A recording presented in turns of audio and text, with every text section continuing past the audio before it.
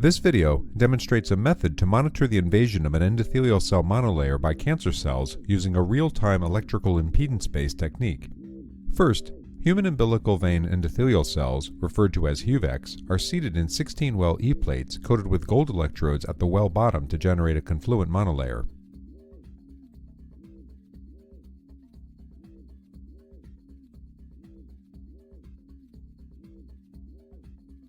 Cancer cells are added, which attach to the HUVECs and invade the HUVEC monolayer, disrupting the endothelial cell junctions. Impedance readings, which depend on the total area of the well bottom covered by cells, are then acquired.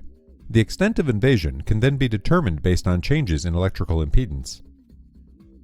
The main advantage of this technique over existing methods, such as Boydin chamber and matrigel assays, is that the endothelial cell-tumor cell interactions more closely mimic the in vivo metastatic process, and the data is obtained in real time and is more easily quantifiable as opposed to endpoint analysis for other methods.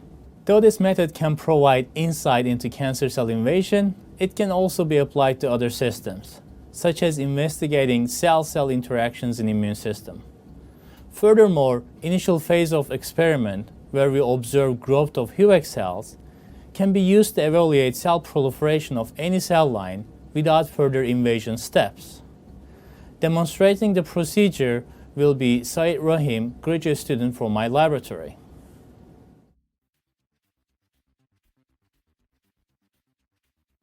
All steps of this protocol should be performed under sterile conditions in a tissue culture hood. The accelogen system used for this experiment is kept permanently in a 37 degrees